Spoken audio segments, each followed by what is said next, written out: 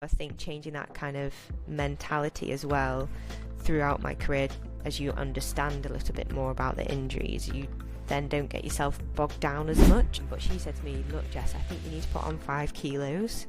And I was like, pardon? Like, that's a whole medicine ball. Like, I can't comprehend that. So I actually blame growing up training with a bunch of boys around the dark streets of Stockport. So I did not want to get left on my own, so I had to run pretty fast. I remember there being a mirror right in front of the treadmill and as well, and so you had to watch yourself the entire time. And I kept saying to you, I was like, why is this here? This is awful. Hi there and welcome to the Supporting Champions podcast. Now my name is Dr. Steve Ingham, performance scientist by trade and training. And in these discussions with performance experts, practitioners and performers, I explore how we deliver performance, how we support others to perform, and the underpinning knowledge and concepts at play. I really hope you enjoy the conversations from today's episode or from the back catalogue.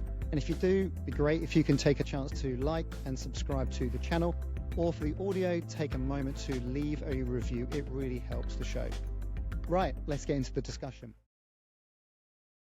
Hi there and welcome to the podcast. In this episode, I talk to Dr. Jessica Piasecki. Now, Jess is an Olympic marathon performer. She holds the 4th fastest time in Britain at 2 hours 22. She competed at the Tokyo Olympics, but she's also Associate Professor at Nottingham Trent University in Female Physiology. What you'll hear in this discussion is Jess sharing her own personal athletic journey and how that led to her interest and research. And she'll share with you some really interesting, simple principles about looking after your physiology, particularly of interest for those female athletes out there. But we should all be tuning into this. I think this is a great lesson in really tuning into what's important for you, what's going well for you, and adapting and adjusting accordingly. A very warm welcome to the podcast, Jess. How are you? Yes, I'm well, thank you. Really nice to be here. Thanks to finally getting our dates together. It's great to be back and talking to you. 17 years ago, I think we first met, and probably the last time I saw you would have been about 16 years ago, and then we sort of went our various different ways. Yep. I was just digging out your data, Jess, and looking at the lab test that you graced me with. We can get into that in a minute, but for people who don't know you, could you just give us a bit of an introduction, and of which I think we'll come back to lots of the interesting experiences you've had over the years? Yeah, of course. So my name's Jess Piasecki. I suppose I've worn 2 hats. I was a Olympic marathon runner, so competed in the Tokyo 2021 games, competed at World Championships. My marathon PB was 2 hours 22 minutes, which I think at the moment is the 4th fastest of all time. I retired from my running career last summer, so July 2024. And alongside my athletic career, I've pursued an academic career. So I have a PhD, and I'm now an associate professor of female physiology at Nottingham Trent University. Yeah, I mean that skips right over all of the detail. Let's get into that. But I remember vividly doing the lab test on you, Jess. And just in the pre-chat there, you were saying, "Oh, I wasn't very fit then. I was just getting used to getting used to coming to terms with uni life." I've got the data in front of me, Jess. Can I shout out some numbers? Is that okay? Yeah, of course. Yep. December the 3rd, 2008. So you would have been 18, right? Yep, 18. Yep. That's it. I think I'd started university in the September of that year, so this was like just a few months after that. So lactate threshold of first turn point of 13.5, VO2 max of 3.93 litres per minute, which equated to 71.5 at 18. I remember just thinking, wow. Yeah, I distinctly remember that test. I'm not sure I've done many more since then, to be honest. But I remember there being a mirror right in front of the treadmill and as well, and so you had to watch yourself the entire time. And I kept saying to you, I was like, "Why is this here? This is awful." But yeah, that was definitely my first experience of like a full-on, lactate test into VO2. And I remember yourself being a little bit shocked. I think you actually wrote the number on the board as well for some reason. But yeah, I definitely wasn't fit as well, so I would have been interested to see what I could do when I was fit. So interesting times. And so you haven't had any data captured since? You haven't got scores on the doors? No, since? I don't remember, to be honest. I might have done maybe one other, but yeah, I might not even not. Yeah, we can get into this later, but I think my sort of trajectory changed a little bit from that and like the way I approach training. But yeah, that was definitely my first and perhaps last experience. That obviously wasn't any indication on yourself, Steve, but yeah, maybe it was that mirror. I didn't want to do it again. Maybe they take the mirror down and actually it's a different lab. I think it would have been a different lab now. Yeah, it's turned around now, the treadmill, I think, so there's a slight window. Yes, well, thank you for pointing out that it wasn't me that put you off doing lab tests anymore, especially as an associate professor of physiology. Okay, so tell me about that then, in terms of you maybe taking a slightly different approach to your training, because you were a 3K, 5K runner, and then you've sort of graduated to the sort of longer distance then. What changed for you? Yeah, absolutely. So I think at that time, when we first met and started working together, I started uni at Loughborough, and Loughborough was kind of meant to be the place where my athletic dreams came true. A lot of young athletes go there, I think, with that same ambition. And I think it just didn't really suit me, that kind of bubble atmosphere. It was very, very full on in terms of everybody was doing a sport of some kind. I didn't actually do sports science for my degree. I was doing the human biology route, which I thoroughly enjoyed and really immersed myself in the academics. It was kind of everything else alongside that was a little bit not for me. I finished my first year and nothing had gone quite as I'd hoped. I'd still raced, but I'd struggled with injuries and, like we just mentioned, trying to juggle like what's going out, like figuring that sort of social life aspect out. And I actually ended up leaving Loughborough halfway through my second year, so I made the decision and sort of got a place at another university to start the following September. And I decided to just move home and went to University of Manchester because I just really wasn't a very happy individual at that point. I was like commuting home as much as possible, whether it was that in the middle of the week, and something just needed to change. So got my exam, sort of everything transferred, and I was due to start the September, so 2010, sorry, this would have been in University of Manchester. So I had like 6 months where I just worked and did sort of volunteering at home. And I started University of Manchester again, so I was you had to repeat the second year because of the transcripts and so on. But I did anatomical sciences there, and the people on the course were just like so diverse. Like, it was really, really cool. Like, I'm from Manchester anyway, and it's a fabulous city, and people knew I ran but didn't really care. Loads of people had so many different interests, and I think that's what really suited me. So I was still very much pursuing my running, but kind of in my own time. And I used to train before uni, and I would commute into the city for university. So it was kind of like going to work, I suppose. I would do all my training in the morning, like drive into the city, spend most of the day there, and back and forth to the library in between lectures, maybe do a bit of training after that, and then go back home. And the people I met now are my very best friends. I'm still friends with them today. We might not see each other as much, but when we do, it's like there's no time passed, so that's great. And yeah, that just kind of cemented it to me, like what I needed from that kind of balance between my sports and interests outside of it. And that's sort of the, I suppose, attitude I've taken throughout the rest of my journey. I did struggle with injury in that kind of transition to senior ranks, and I think from the ages of maybe 20 to 25. I'd have good performances for like 6 months or so, run PBs, and I was trying to progress over the cross country, like the 5K, you say. But I really struggled for that consistency.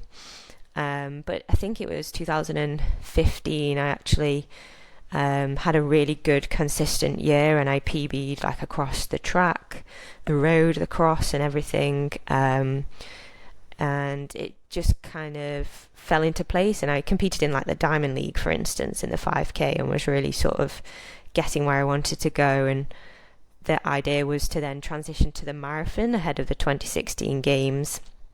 And I think it was the October in Frankfurt in 2015. I got to like 28k and actually tore my plantar. And at that point I was on for the time, so I kind of knew I had that potential, but I didn't quite transition at that point. So from that point I was really trying to progress towards the marathon, and eventually that came together at the end of 2019, and just that's sort of my story, really, I suppose. And I have always had injuries and stuff, but I think towards the latter end of my career I really found what worked, found that consistency, and was able to perform at the very top, and definitely learned a lot through that sort of transitional period.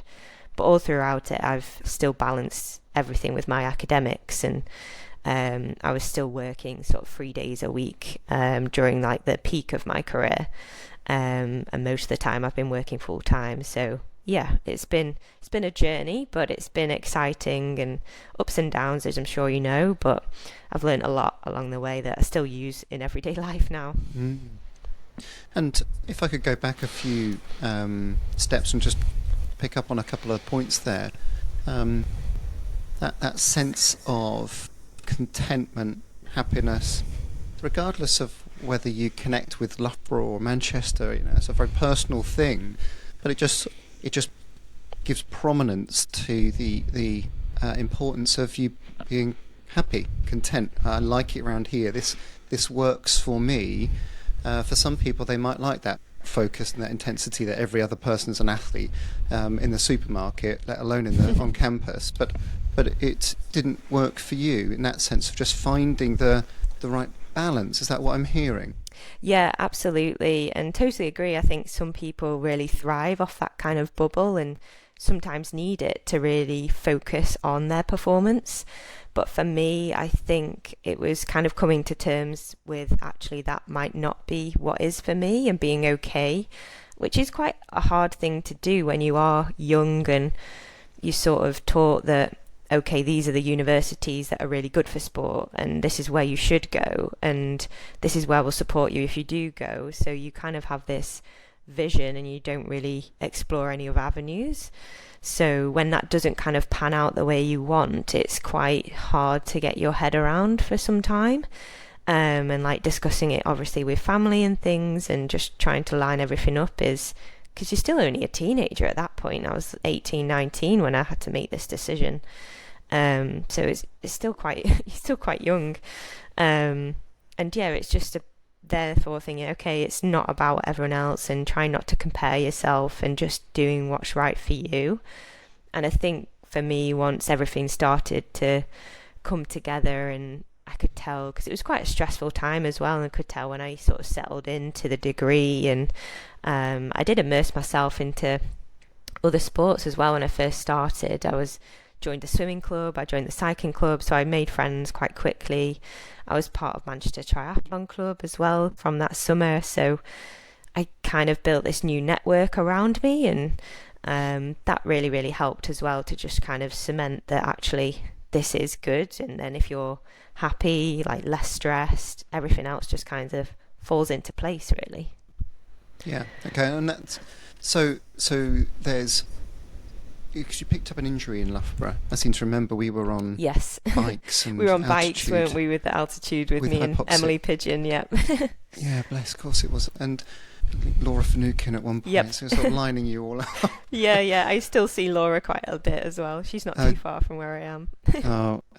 Amazing memories of those times. But that, it could have been the training program that might have overloaded you. It could have been your rest and recovery. It could have been you going out. It could have been just use of a certain terrain. But that it does remind us the sort of importance that perhaps happy athletes are probably going to be more resilient, or it could be that that there's a knock-on effect to your physiology in terms of its contentment. You mentioned that you had sort of injuries throughout your career. How did you maintain motivation to keep going in that space? I get asked this a lot. When an athlete has a setback, when they don't win, for example, how do you motivate them? But I'm always interested to think about what's going on internally for athletes to say, I haven't been able to progress, I can't continue on the road that I want to, I haven't hit the goals that I wanted to for this year. What goes on internally for you when you get an injury, and how do you manage that? Yeah, I think it changes throughout your career. I remember the first injury I ever got, it was kind of before I came to Loughborough. So I came to Loughborough like the September 2008, so it must have been the February time. I got a stress fracture in my navicular, which is obviously quite a serious injury. But at that time, I was still quite new to the sport, just still doing the club scene and everything fairly basic. And I had no knowledge. I didn't even know what an injury was. I didn't even know what a physio was. I didn't know what cross training was. Like, I had to wear a boot. And I remember Paula Dunn actually used to work and support us from the Manchester side of it. And she rang me up and she said, "What are you doing now?" And I'm like, "Well, I'm walking on the treadmill in my boot." She was like, "What are you doing?" I just didn't have any knowledge. So in those instances, it's kind of a really big learning curve to try and understand what an injury is, like, and what do I do in this time? Is there like rehabilitation?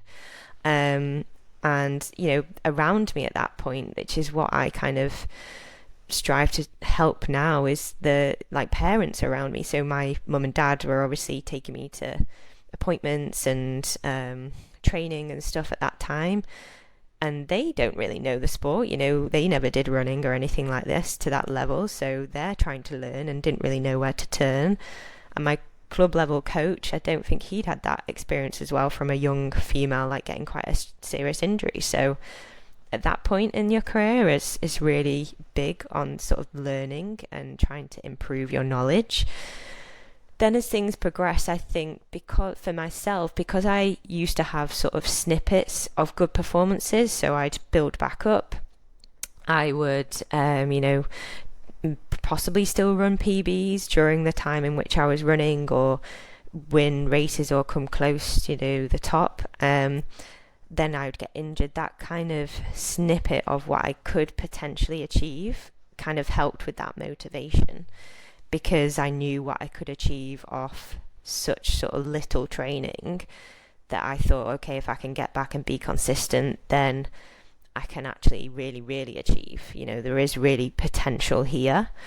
And to be honest, I always enjoy, people say cross training is torturous. It is to a certain extent, particularly aqua jogging, but I like the structure, I like the routine, and I like exercise. So there's part of me that thinks, well, okay, if I can't run, I'm still going to do everything else and try and learn other things. So in some of my injury periods, I did join a triathlon club to learn how to swim properly and learn how to handle a bike. And I remember during one of my injury stints, I think it was this 2010, I ended up on a training camp with Non-Stanford and her triathlete Right. contingency.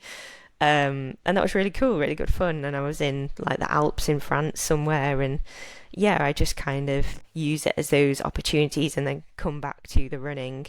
But it always did help that I kind of was able to perform in the time frame that I was running.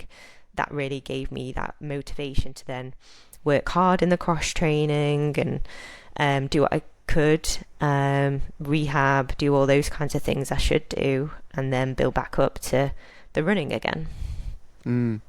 So that sense of, okay, I can't do this, but I can do that, and I'm still going to tuck into that. I mean, that's rather than sort of spiraling downwards of just thinking, I can't do this, I can't do the thing I like, actually engaging in that mode. And so did you, as you started to sort of find a sweet spot of momentum, did you had you sort of adapted your training program so that it included some of the cross training as standard, as opposed to it being an alternate when you're crocked? Yes, definitely. So I think, particularly during the later stages of my career, I knew kind of that, double running and all this kinds of stuff probably wasn't going to work for me, and it was probably very much with my last coach I had, so Robert Hawkins. He really implemented that well into our sort of marathon training program.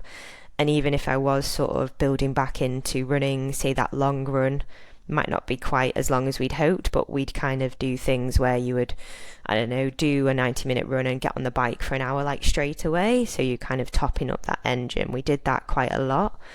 And actually, as an example, when I did sort of my first full marathon and ran the Olympic qualifier in Florence, we had about a month before I'd torn my calf in the October, so I had to delay the marathon to the November, and I don't think I actually booked my flight till like the Wednesday before the marathon on the Sunday, because I was still tentative.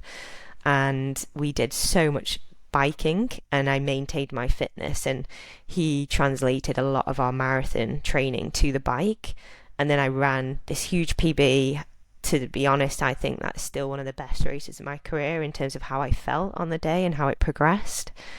And like, I was so fit, like it must have worked in some way, and that kind of really demonstrated the potential that cross training can offer for someone like myself, who does have the ability to like push quite hard on those alternatives, as well as utilizing it like sensibly to offload the training. So there was definitely that that was implemented quite a lot into my later career. And things like, I was learning that, I've never been one, I mean I do now, but in my running career I had never really run my easy runs that easy. They were always like quite close to 6-minute miling, to be honest.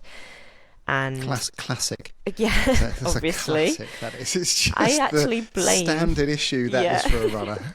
So I actually blame growing up training with a bunch of boys around the dark streets of Stockport. So I did not want to get left on my own, so I had to run pretty fast. And that's obviously how I learned how to run. So I blame the likes, of the Stockport crew. But anyway. Well, I think there's Andy Shaw, who's the physiologist with the athletics team now. He's my former PhD student, and he captured sort of training load data from all the group at Loughborough and nationally, and aggregated that and plotted it alongside exercise intensity landmarks, VO2 max, for example, lactate threshold. And there was a shift. Effectively, the female athletes were running at higher intensities. The training distribution was offset almost exactly, male, female. And our summation of that was, we think that's just pack running, group running. Let's do our runs together. And the females have to run faster to stay with the males if they want to chat. yeah, exactly. And I think females do have that tendency, don't they, to be a bit more competitive. Or I don't know if sometimes it's a confidence thing as well. You're not that confident in that, right. Am I going to be unfit if I run slow? Now I actually run quite a bit slower, and I actually enjoy the run slightly more, I would say. A lot of people say that. Yeah, it's quite amusing. But because of that I knew I'm not going to change how I run. That meant that I could get a substantial run in, and I didn't really need another one. Like a bike, 40 minutes on the bike would absolutely suffice, because I'd probably get a little bit more in terms of closer to that threshold when I was doing these runs, so it wasn't as necessary. So rather than trying to change a really cemented habit, we kind of opted for that way. There were other things that I think, because of all the injuries, I did sort of take it upon myself to try and learn a little bit more, which I suppose brought me into my academic world. Like, a lot of the injuries I had were bone injuries, and we used to get taught about things like the female athlete triad, that it was called at the time, and fueling. But as an athlete, I think you're always sort of striving for performance, and it was never as well versed, or there wasn't as much knowledge then as we do have now. But actually, through my own research, I tried to understand, okay, what was happening from my own physiology in terms of my hormones. And it turns out I needed to kind of start my own period. I'd never gone through that kind of transition or built my bone strength to the maximum possible during my teenage years. So kind of took it upon myself to resolve that situation. And that then did really help in terms of getting back to that consistent athlete that I'd wanted to be. Mm. Okay, so to sort of close that part off there was just that load management there. That it might be that textbook version is 2 runs a day. Yeah. But 2 runs a day is a formula that is not working for me at the moment. Let's try run and a bike, or run and a cross trainer, run an aqua jog or something instead.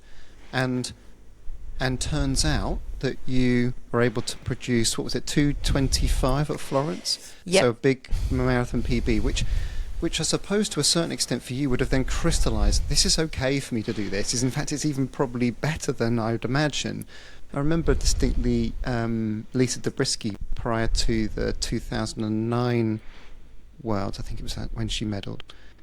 I mean, for 6 weeks, she's on the Alter G, she's on the cross trainer, she's in hypoxia. Mm-hmm. She didn't run effectively. I mean, she was running in the Alter G. Yep. And she then got on a flight, and then she did a few sessions out at the training camp and won a silver medal. I mean, it is these case studies are starting to build up now, that there isn't necessarily that one size fits all. It's all about pounding the roads or the track. Yeah.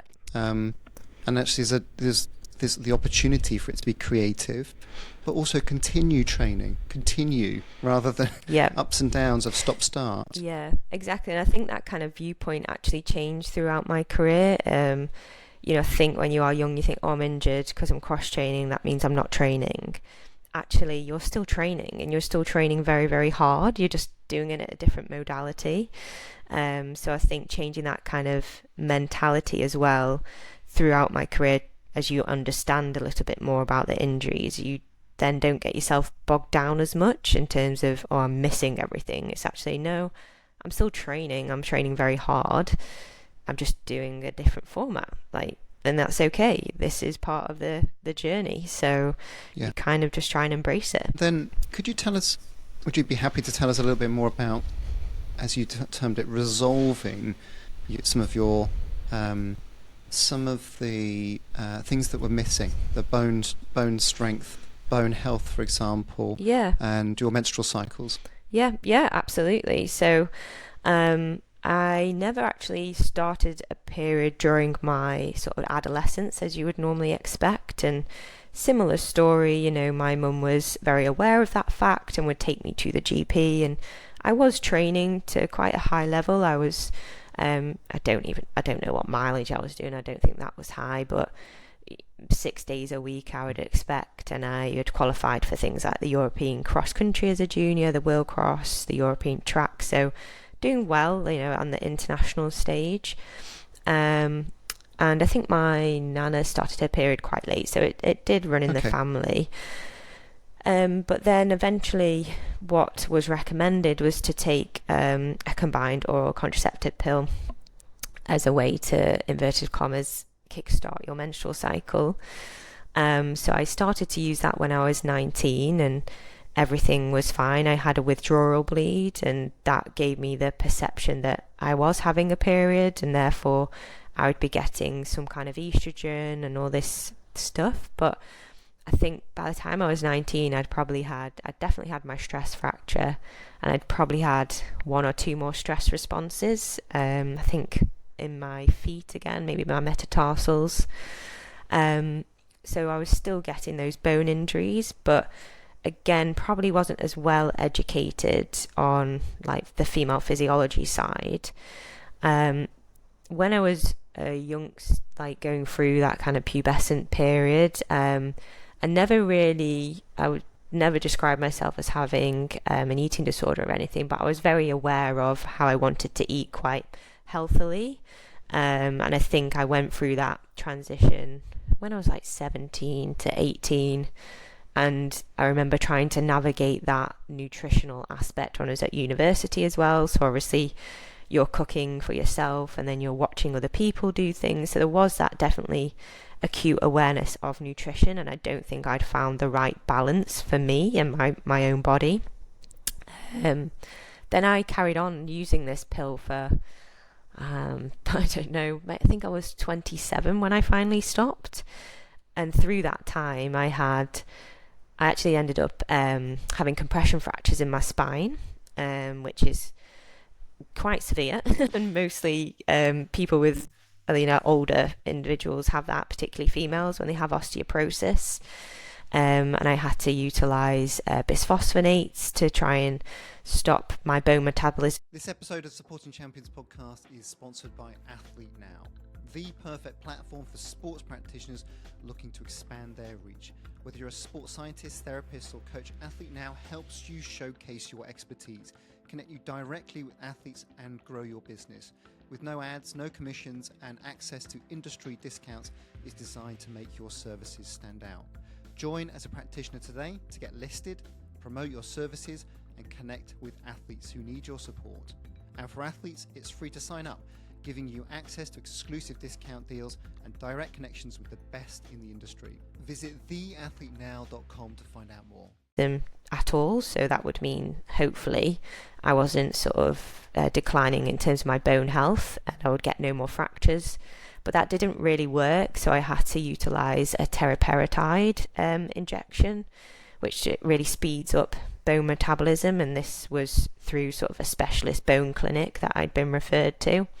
So I was diagnosed with osteopenia and then osteoporosis, and that teriparatide did really help in terms of my bone health. It improved things as expected, but still I hadn't taken it upon myself to try and start my menstrual cycle. And I think I mentioned to you I had this really good trajectory when I was 25, competed in the Diamond Leagues and all that kind of thing, and really kind of got a taste of what like that professional senior level competition could look like.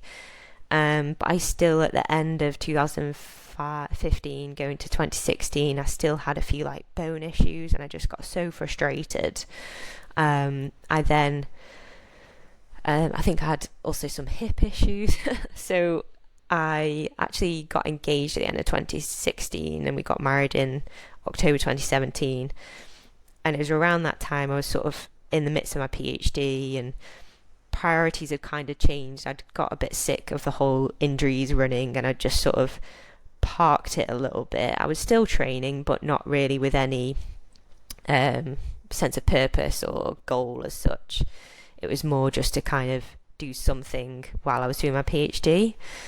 And by this point I'd done a master's in which I sort of investigated bone health and menstrual cycles. So I'd done a lot of reading, and I was in the midst of my PhD and still sort of trying to collect data to publish my master's thesis. So I was really building my own knowledge just through my own academics. So it was in 2017 I just said, okay, I'm going to stop this pill and try and have a menstrual cycle. And I did curtail the training for a little bit. I was like I said, I was still training, but it wasn't at anywhere near like intensity or level that I was doing previously. I really, really focused on my nutrition, like really increased like my fat intake, carbohydrate intake. And by the time near the end of 2017, I actually had my first period. So I was 27 by this point. And from there, like my bone health kind of stabilized. So you can see I've had a number of DEXA scans over the years, and my doctor, I feel like we're very, very close now because I've been seeing her since I was about 20. She's one of them people I feel like I have to ring up when I have a life event just to tell, because I've seen her that often. But she has, all the graphs of my DEXA scans, which actually makes it really interesting. And when I started my period, it kind of like give it a bit of a buffer and I bumped it up a bit, which was really interesting. And it was from that point, to be honest, that in 2018 I then finished my PhD. got my job as what I'm doing now, and it was all kind of a fresh start because we moved house and had this different perspective, and I wanted to put my job first and life first and still do my running, and if it worked then great, but if it didn't then I'm not that bothered. I can still train as what I want to. And I had, regular periods and everything, and eventually finished up that 2018 back on a Great Britain team on the European cross country circuit. So it kind of just really showed me that it can work, and it was through my own knowledge and my own decisions that actually got me to that point. So yeah, bit of a whirlwind story, but I eventually got there when I was like 27, 28, and after that point was when I really immersed myself in the marathon and was working really close with my coach Robert Hawkins, and really like professional approach to my training and everything, and ended up an Olympian. So it was kind of what I wanted from being a 14-year-old just starting out in that kind of sport. Incredible to hear that fully laid out there, Jess. But was there a sense of a deliberate, intentional increase in energy, for example? As we've talked about loading, but I mean it alludes perhaps. I mean, there's the contraceptive pill, was that change too, but it alludes to the relative energy deficit, or the REDS as it's known. Was that an intentional step to say, I'm reading about this area in terms of its effect on bone health, why don't I try it and alleviate the stress and the pressure of me having to perform or to train at a certain level? Let's see if this can rectify that, because ultimately that's a rate limiting step for you otherwise, isn't it? Your bone health is holding you back. Yeah, exactly. So yeah, it was very, very intentional, and I think through my reading, what I'd kind of established is, because I was literally now 27 trying to get to this point, whereas I probably had to do that when I was 17 really, because I'd gone that long without an actual natural menstrual cycle.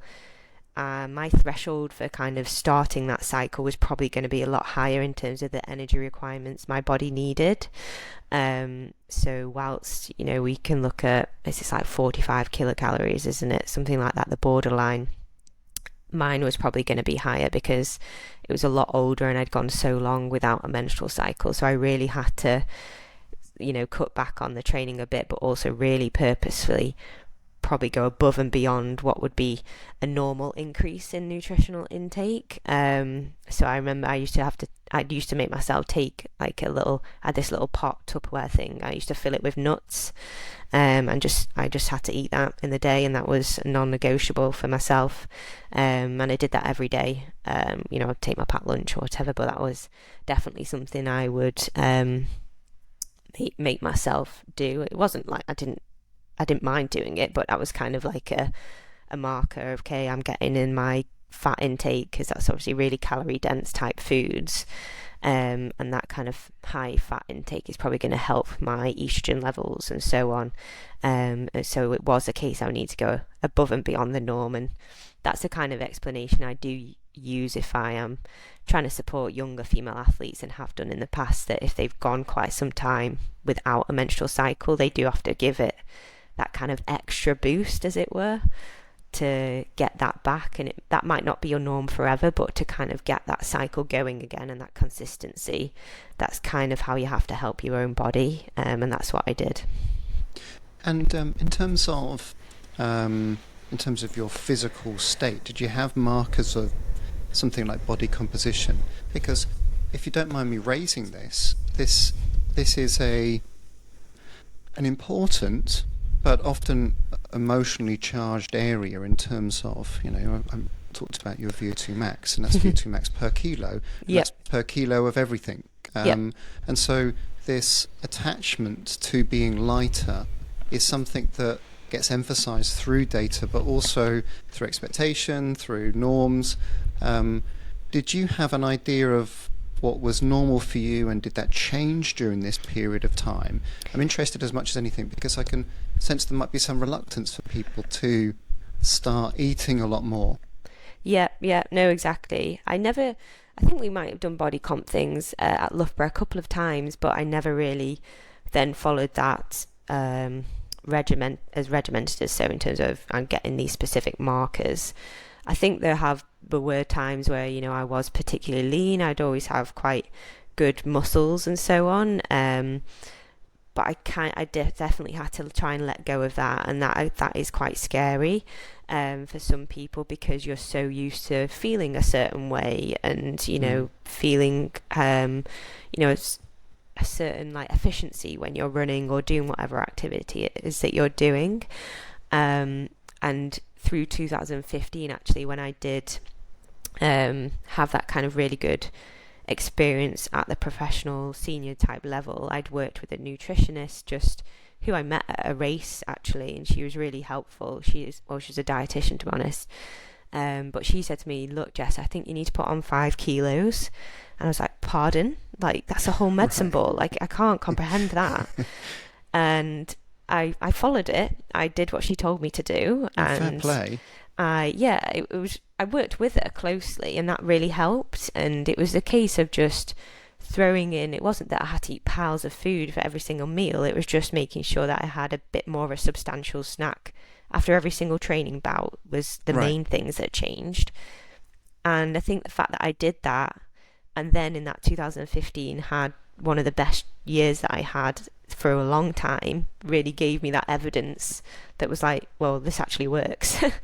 So then that helped, I think, going into sort of 2017 when I had to make this change, was more like, okay, at the moment, I might have to let go of that kind of feeling, the importance of how I feel and feel efficient and so on. And this is perhaps a temporary kind of situation we'll be in, and really immerse myself into the nutritional side and kind of again changing that mindset to like, okay, my training for today is making sure I eat enough and eat probably more than I need.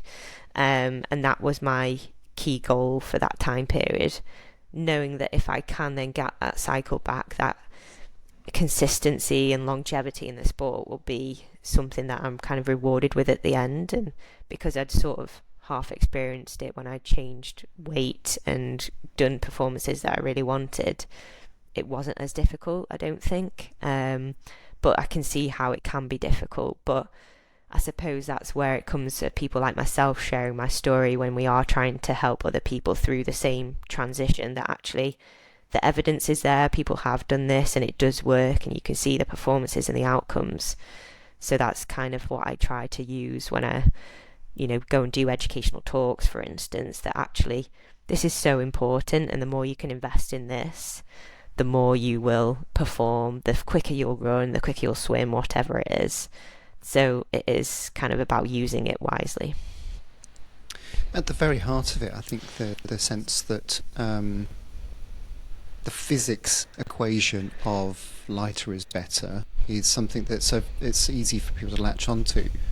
But over the years, I've heard it so many times, people saying, yeah, but when I'm a little bit heavier, I feel more powerful. And it's something we've got to listen to. It's because at the very heart of that is underpinned by what is now your specialist topic. Really, they do say you research stuff you're interested in, and you clearly have. Could you help people, or help me too, in understanding what's going on there? Obviously, you've got a single case study of yourself, but you've then now been researching this in terms of what the consequences are of low energy availability. What are the consequences? There's an obvious angle there for female athletes, but if there's more general applications, that would be great too. Yeah, so in terms of if you have low energy availability for even just like 5-10% lower than you should, it can have a really sort of big knock-on effect in not just your bone health and injuries, but a number of other physiological areas. So, and that doesn't just apply to females, as you say, it can affect males as well. I think we do go to females because there are slightly higher incidences of sort of eating disorders and disordered eating comparative to males. but it doesn't mean to say it doesn't occur in males. And the females is probably easier because if they have a menstrual cycle, then it tends to stop, whereas males don't have that as an indicator.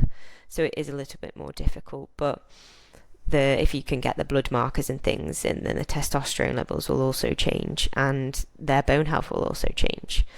But over the long term, if you kind of continue on that low energy availability trajectory, then it's all sorts of things that become a little bit impaired. So one thing I think that I always come back to is sort of gastrointestinal issues. So a lot of runners particularly, they experience like painful GI issues, having to, burst and go to the toilet in the middle of their runs, or like just feeling quite sick and so on.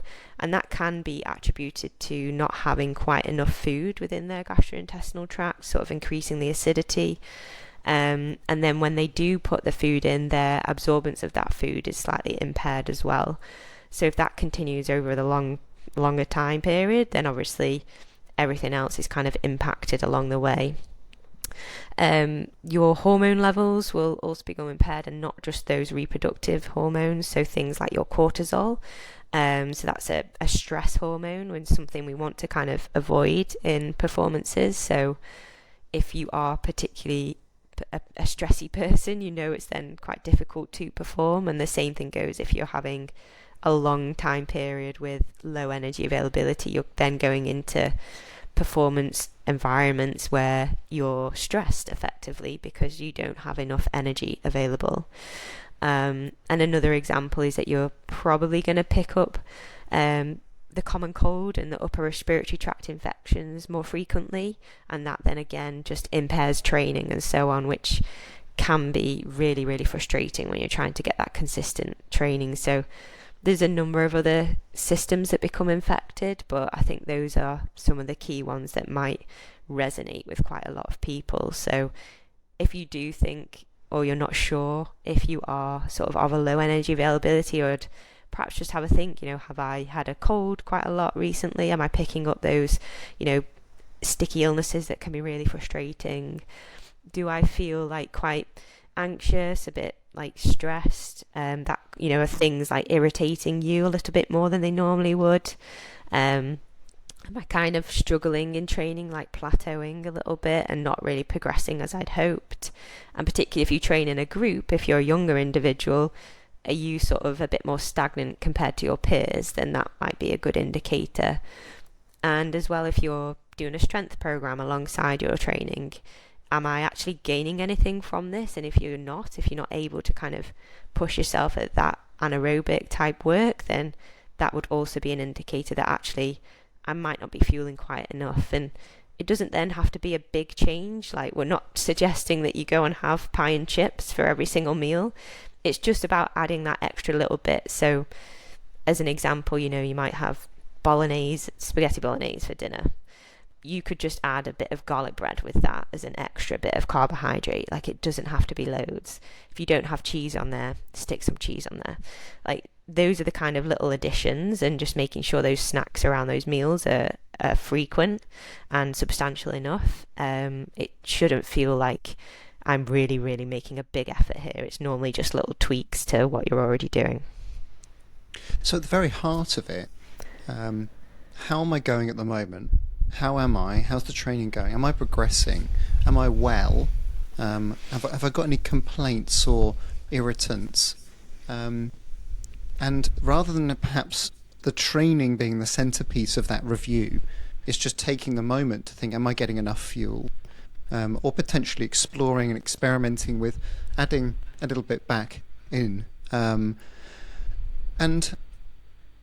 so what if somebody does need to drop a bit of weight? What's your because people might be listening to this thinking, okay, that's all very well, but I'm a little bit heavy at the moment. How do I square that circle? Yeah, I think that's a really good question, and often something we get with weight making sports as well. There's a big sort of research area around that and how to do that sensibly.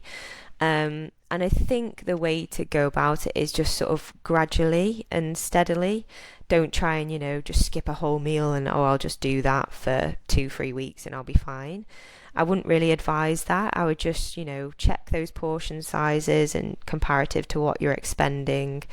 Are there little changes to snacks that you could do? So, is a snack like quite calorie dense? Does it have to be? Maybe just swap it out for some fruit that's a little bit lighter, and just gradually do that over time. I think you would eventually get there.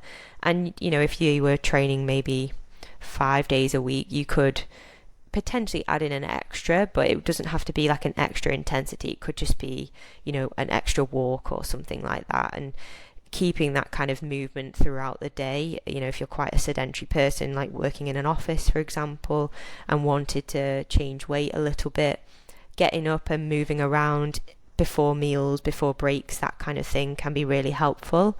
And just, bearing in mind sort of what else, whether it's drinks that you're having that are calorie dense, swapping it out to just having water, or water with like electrolytes and so on, rather than like the latte with the syrup and stuff that can be really tasty, but might not be best if you are trying to lose weight. So I think it's just having that sensible approach and not trying to think, oh, if I do this, I'll get a result in like a week's time and I can go back to normal. It's just being sensible and thinking about your whole bodily system, as it were, and what it's going to do, because going from like 100 to 0 in one go is never good in most things. So slowly and steadily, I think, wins the race every time. So quality nutrition, and foodstuffs with vitamins and minerals, as opposed to sugars and fats or snacks, or sort of low grade, and then potentially lower impact or easier calorie burn, as opposed to additional training intensity and volume. Yeah, exactly. I think that makes a lot more sense. And I think we've got to think about like what's easy to implement as well. If someone's really regimented in their routine, then it's going to be hard for them to change quite quickly. So I think it's really important to think, and when you're working with people, that you have to look at them as a person. What's their environment? What's their lifestyle like? And what can we easily implement that isn't going to be an extra stress? It has to be, quite feasible within their own environments, as it were. So Jess, if amenorrhea can be quite prominent in endurance athletes, for example, what is normal? Could you sort of help people with what's the fundamentals, or the average version, and what's the variety there? Because normal seems, it's a bit like maximum heart rate, isn't it? There's an average, and then there's the reality of the differences. Yeah, absolutely. And I think with regards to anything female physiology, whether that's menstrual cycle, menopause, perimenopause, it's so individual. So it makes that kind of normal, in inverted commas, it's quite tricky to pinpoint. But amenorrhea can come in two forms. So you have primary amenorrhea, which is the absence of a menstrual cycle at all up to the age of 15. So if you are in that position, it is worth sort of getting those sort of blood tests and even a pelvic ultrasound scan to sort of check everything is okay. You can also have secondary amenorrhea, which is when you have started your menstrual cycle. So when you have your first period, we call that reaching menarche. And from there you would have a cycle roughly every month, but again, that's individual, can come back to that. But if you then have stopped your cycle after you've started it for anything other than pregnancy, then that would be classed as secondary amenorrhea. And to be honest, that is quite common within, we don't want it to be, but within sort of high performing individuals, females, they tend to struggle with the maintenance of their menstrual cycle during high training loads, linking back to the fact that they might not have that kind of enough energy coming in compared to their expenditure. And again, that doesn't have to be a huge decrement, or it doesn't have to be attributed to eating disorders or disordered eating.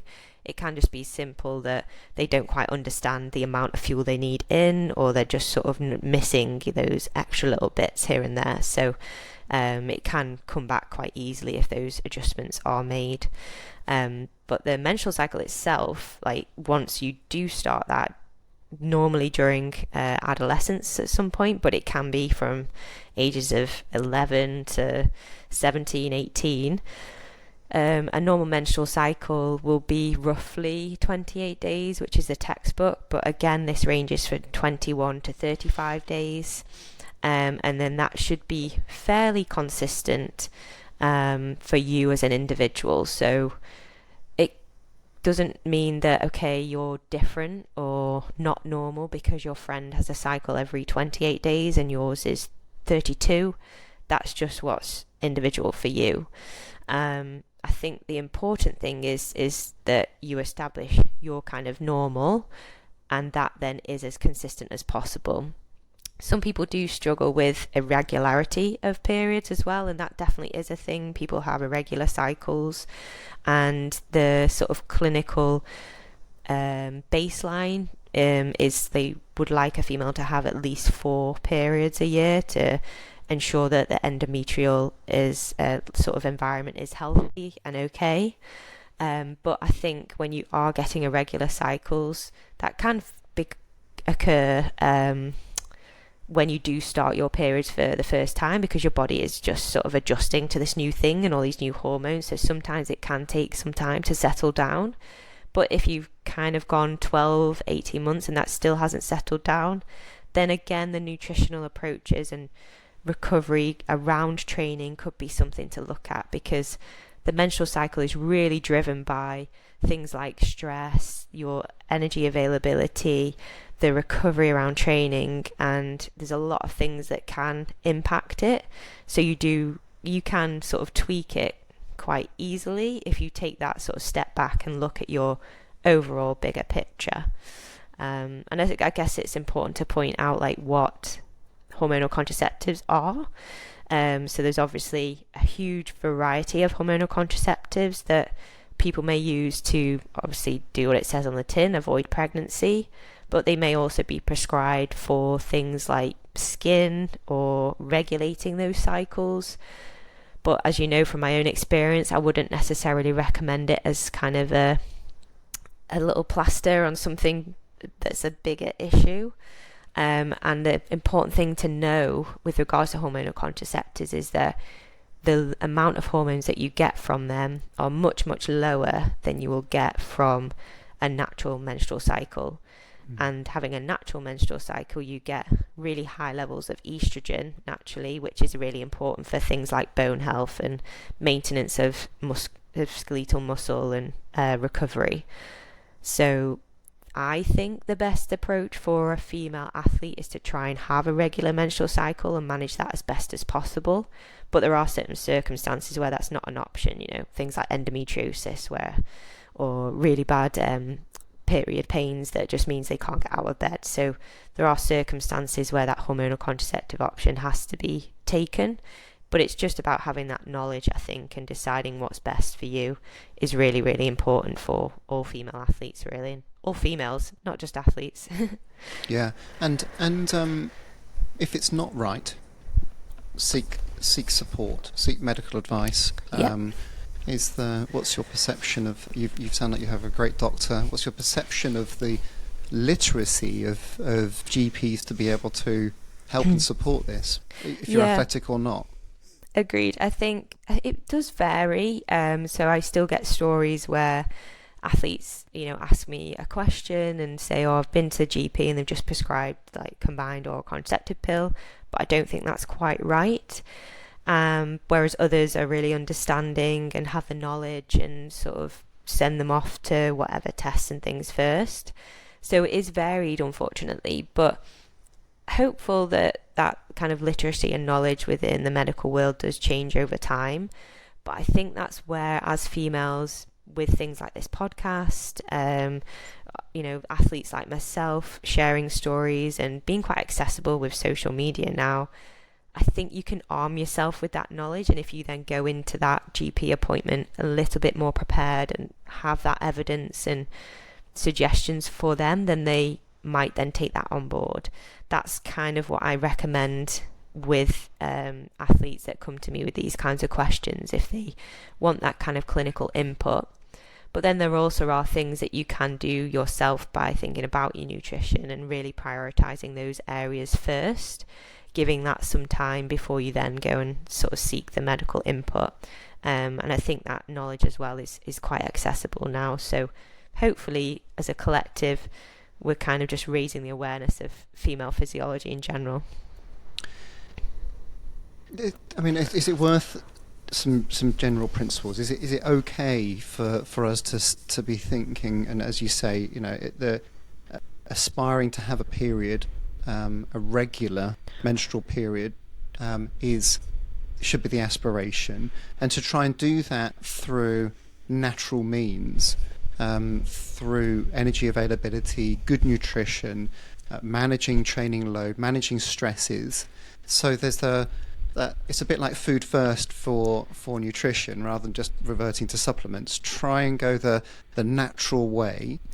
And the business case there almost is estrogen, progesterone, etc. are more prominent if they are endogenous, they are naturally occurring, as opposed to through pharmaceutical intervention. And therefore estrogen's role in terms of protecting soft tissue injury and bone health, for example, is more clear. Yeah, absolutely. That's kind of what I recommend to a lot of athletes now, I think. And I think if I had my time again, and with all the knowledge that I would have now, I'd definitely take, if I'd taken maybe 6 months to a year to chill out a little bit more in my training and everything when I was like 16, then I might have had a different career trajectory. I do believe that. I don't blame anyone for that, because I did what the best I could with what I had at the time. But I think that could really change someone's career path in the sporting world or relationship with exercise if they're able to acquire that knowledge and use that period as a power tool, really. There's a lot of knowledge now, particularly my friend Dr. Georgie Brunvel's, about managing your menstrual cycle and, getting to know your menstrual cycle when symptoms are highest, when they're not so bad, and using natural tools to manage that. And you can really hone in on that like you would do any other aspect of your training. Then you can really sort of fulfill and maximize your potential at any given point during your period. So I'm hopeful that the days for most female athletes, like when we can't compete on our periods, will be eventually a thing of the past. I'm not saying that would be the same for all individuals, because there are certain circumstances where that isn't feasible. But I think if the majority can get to that route, then I do think we'll have a lot more higher performing female athletes that are healthy and able to sustain that longevity within the sport, which I think was probably missing when I sort of first started out a little bit. Fantastic to hear. Well, amazing to speak to you again. Thank you so much for sharing your story and sharing your insights and the research and the sensible perspectives that you're helping other people with. So powerful, and it feels like a topic that we on the podcast need to probably lean into a little bit more over time. So maybe we'll ask you back to unpack some of those in a bit more detail. Yes, absolutely. I'd love to. We're doing a lot of research on all stages of the female lifespan now, so perhaps we can do the whole story. Well, this is a starter for 10. Yep. Hopefully it hasn't put you off like the lab test. It didn't. No, sorry, it didn't. Jess, thanks so much for joining me. No problem. Thank you very much for having me. Hope you enjoyed today's conversation. If you did, please take a chance to press like and subscribe to the channel. And for audio, please do leave a review. Thank you.